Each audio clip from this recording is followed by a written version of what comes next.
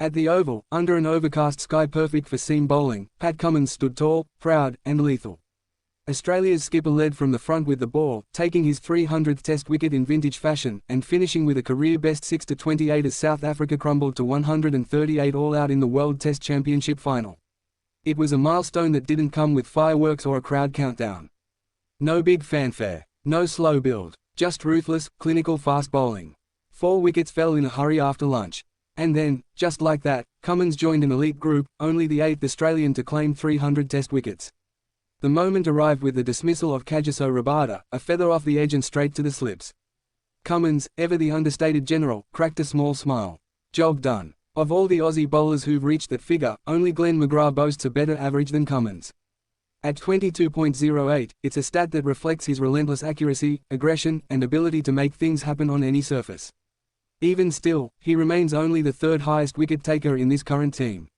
Nathan Lyon sits well ahead with 553 and Mitchell Starc with 384. Josh Hazlewood, not far behind, looms on 280 and it's only a matter of time before he joins the 300 club. The thought that 3 bowlers in the same Australian 11 could each hold 300 wickets. Staggering. A golden generation, for sure. South Africa, though, will feel this one. Bundled out for 138, trailing by 74, their first innings was a combination of soft dismissals, quality bowling, and mental unravelling under pressure. Cummins was unplayable at times. His line was tight, his length perfect. There were deliveries that seamed, others that zipped off the pitch, and a few that just kissed the edge like a whisper. Each one chipped away at the Proteas' hopes. Khawaja and Labuschagne then set about solidifying Australia's lead with composure. Khawaja, after a slow start, found rhythm. A single here, a flick there, his timing smooth as ever. Marnus, meanwhile, put on a clinic of calculated aggression. That cover drive, the one that pierced through the infield and crashed to the fence, was a statement. A reminder of why he's so crucial in this Aussie engine room. Rabada tried everything. His energy was high, his pace, fiery. At one point, he smacked Labuschagne on the pad, but there was a clear inside edge. The review was hopeful at best. Then came drama. Labuschagne took off for a quick single. The Proteas pounced. The throw came in fast. Verreynne whipped off the bails. But Marnus was in. Safe. South Africa reviewed the LBW2, that was off. High and leg side. The fielders were busy. The bowlers rotating. But the Australians were building, stacking runs like bricks in a fortress. Khawaja reached another milestone, quietly, crossing 15,000 first-class runs, over 5,900 of which have come at Test level. A mark of his consistency, patience, and class. Jansen, talented but erratic, struggled to keep his rhythm. The no balls kept coming.